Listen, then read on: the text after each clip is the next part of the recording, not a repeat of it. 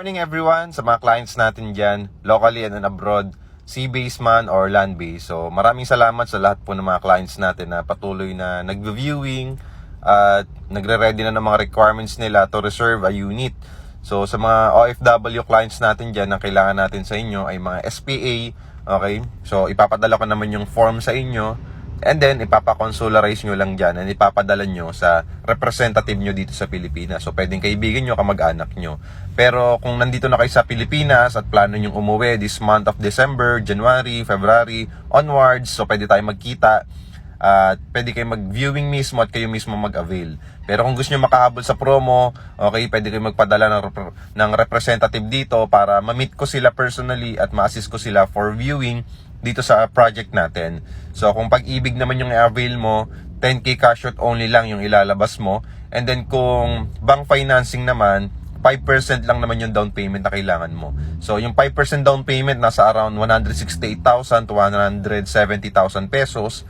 At ang monthly mo, kapag bank financing nasa 23,000 pesos for 20 years to pay. At kung Pag-ibig naman, 10k cash out only, no down payment, ang ilalabas mo lang ay 10,000 lang talaga. So ang monthly mo nasa 18,000 to 19,000 pesos per month. So 30 years to pay yon. Pero kung 20 years to pay, nasa 23,000 pesos lang din. Okay? So halos pares lang din siya ng bank. So may advantage lang din si bank. Okay, kasi less hassle siya sa requirements. Lalo na kung nasa ibang bansa at plano mo humabol sa promo at mag-avail ng unit sa amin. Ang Pag-ibig naman, makakamura ka ng down payment, 10k lang talaga ilalabas mo. Okay? So, advantage yun. Ang disadvantage lang para sa mga kababayan nating OFW, kailangan talaga nilang asikasuhin. Okay? Medyo may hassle ng konti, pero kailangan kasi natin ng requirements mo through Pag-ibig. Lalo na yung updated 24 months contribution mo kay Pag-ibig. Pero kung kay bangko ka kukuha, BDO, BPI Security Bank, kami nang bahala mag-process nun, pati sa Pag-ibig.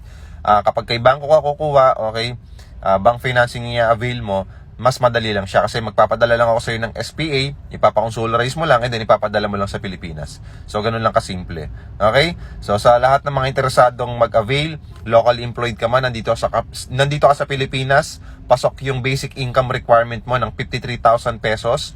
Pwede ka na ma-approve niyan. Kung bitin naman yung basic income mo, okay, pwede kang kumuha ng at least 2 co-borrower. Pwede kayong 3 borrower kay Pag-ibig. Walang problema yon. Kay bank financing, kung sakaling hindi pasok yung income mo ng 50,000 pesos, pwede ka pa rin kumuha ng co-borrower. Wala rin problema yun. At meron din naman tayong in-house financing kung ayaw mo ng bank financing or Pag-ibig financing. At lahat ng financing niyan, kami na pong bahala mag-process lahat.